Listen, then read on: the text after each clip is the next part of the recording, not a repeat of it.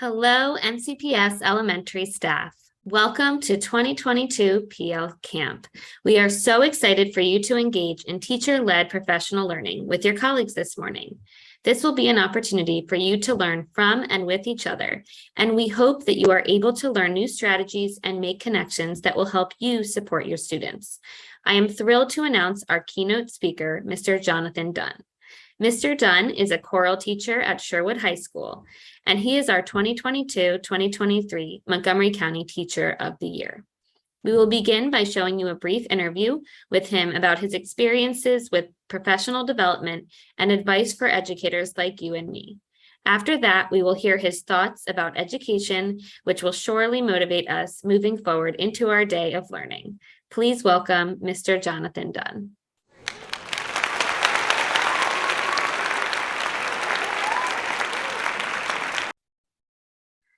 Welcome, Mr. Dunn. Good afternoon. Good to see you, Melissa. You too. Thank you for joining us today to answer some quick interview questions. Your first question that we have is, what is the most rewarding professional learning experience or experiences that you have engaged with during your career, and what made it so powerful? Wow. I'd say the most rewarding came very early in my teaching career. I was hired in 1999. My first teaching job ever was at Cabin John Middle School, where Dr. Johnathan Jones was our principal. And by being a new teacher, I had the gift of having my music supervisor come in and do, check-ins. And Dr. Phyllis Kaplan was absolutely a gift. And not only was she a resource for me, being the educator, the experienced educator that she was, she actually put me in touch with folks within MMEA, Maryland Music Educators, which prompted me to be the accompanist for our select ensembles at the state level, which also gave me the opportunity to meet with choral clinicians at the state level who I still have relationships with today. To me, those allowed me and afforded me the opportunity to be my true me, my authentic me, and at the same time have a relationship where I could grow personally by being able to take the risks that are required to grow and learn without the fear of judgment or any kind of action, like anything that would reflect negatively on me professionally, and all of those impacted me tremendously. Thank you. And that is actually very powerful to hear that it can be a person, not just a PD session that you attend. It can really be a person that plays such a big impact on your professional learning in your career. So thank you for that. You're welcome. Our next question is a good question for all of us. How do you find the space, time, and energy to motivate yourself to keep improving as an educator? Wow. I'm thankful for a system that has the the motivation embedded within it through, the expectations that we have as educators in Montgomery County. But for me, it's been my students, as I self-reflect, as I evaluate what worked in a rehearsal or what didn't. That's been the thing that's prompted me to seek counsel from peers and colleagues that are already doing the work, and to dedicate myself to improving my abilities or skills in the areas where I'm weak.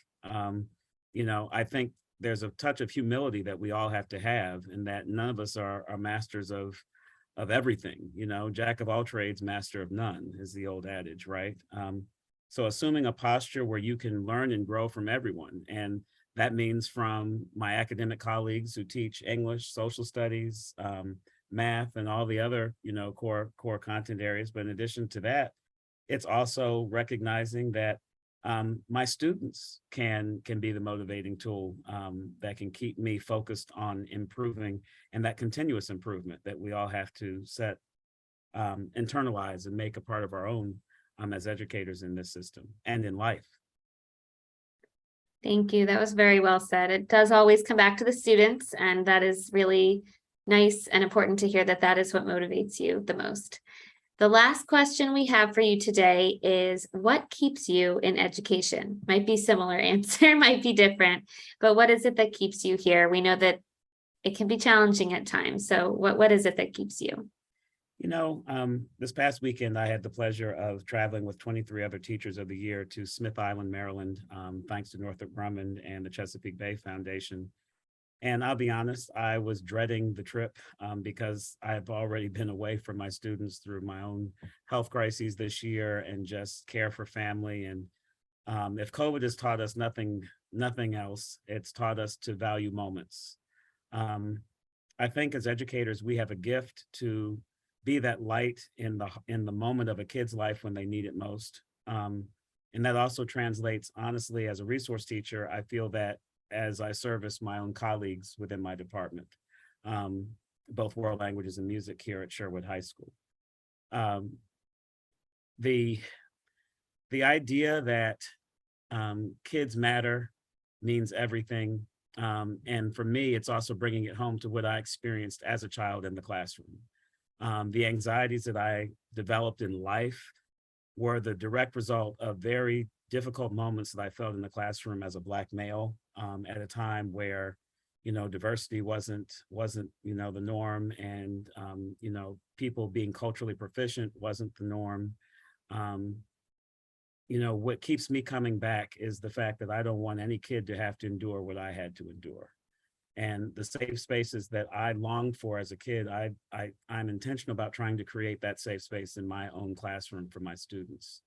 When I think about leaving the profession, if I've ever thought about leaving the profession, what brings me back is, who's going to fill that space when you're not there? I've received too many letters over the years from kids that told me, Mr. Dunn, you were the reason I came to school every day. Mr. Dunn, you were the one that spoke life into my world when everyone else was literally casting me aside. And if my voice isn't present in the life and hearts and minds of the kids that I've been given over the past 20 years to serve, then, I feel like I'm doing them a disservice. At the same time, we talk about these hierarchy of needs, right, in our education classes, and teachers have to get something too.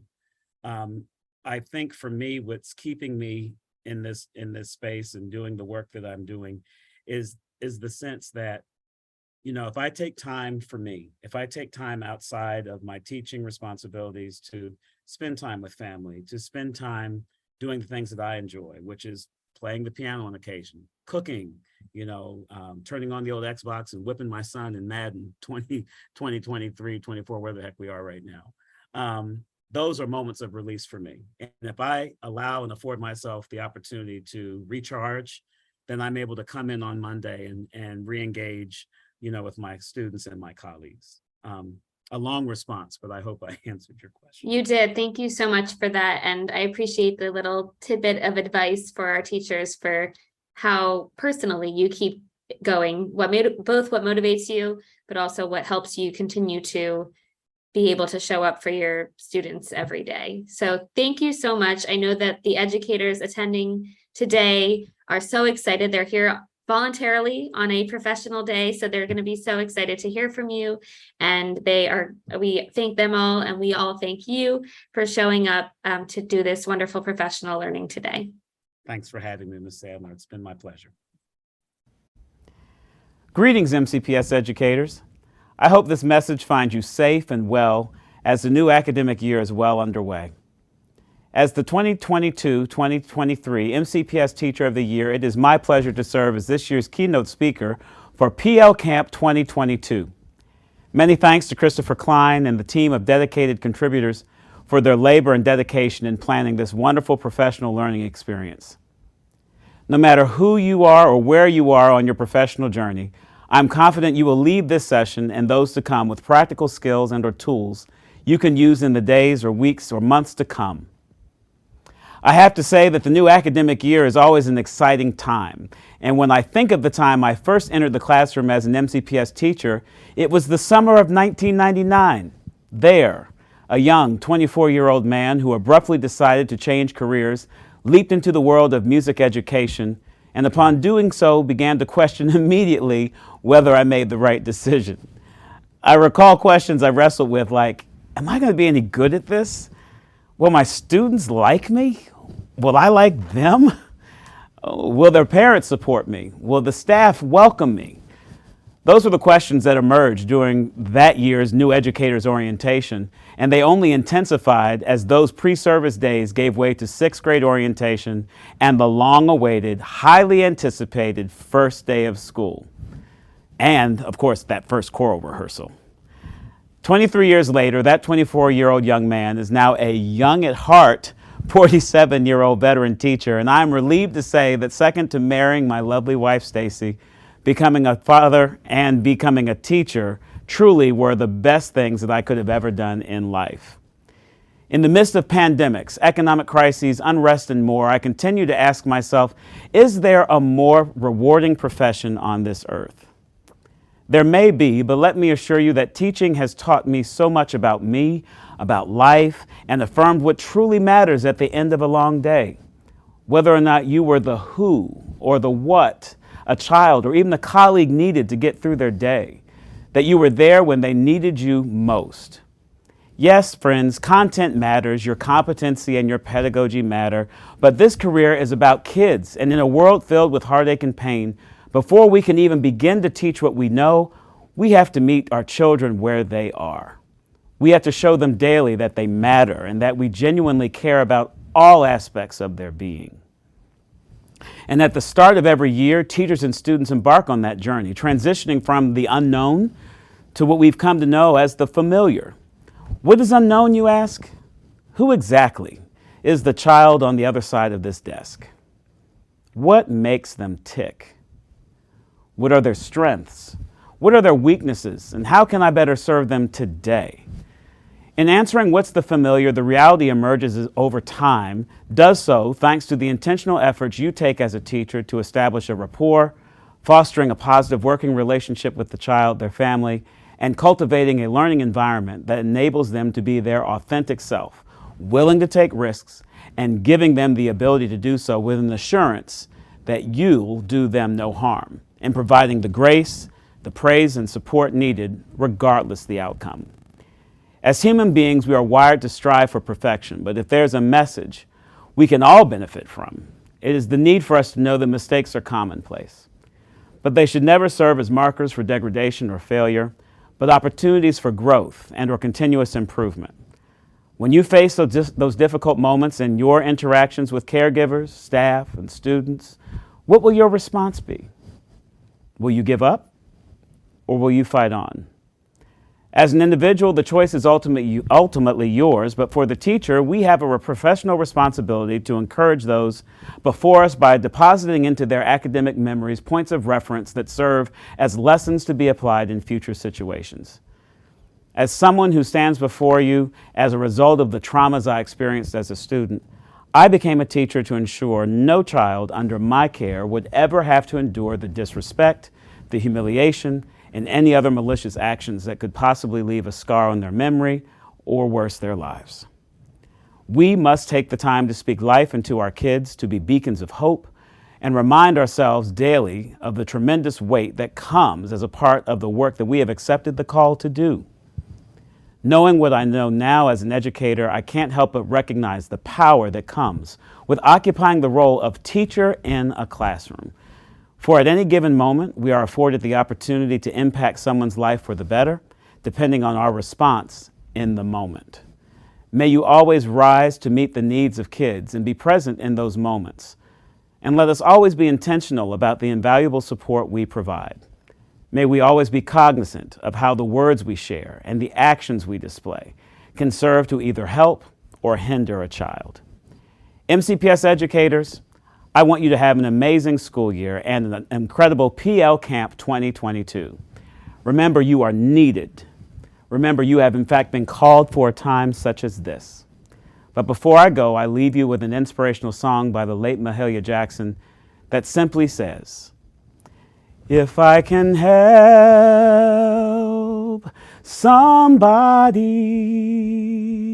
as I travel on, if I can help somebody in a word or song, if I can help somebody from doing wrong. No, my living shall not be in vain. No, my living shall not be in vain. No, my living shall not be in vain. If I can help somebody as I sing this song, then my living shall not, no, my living shall not, no, my living shall not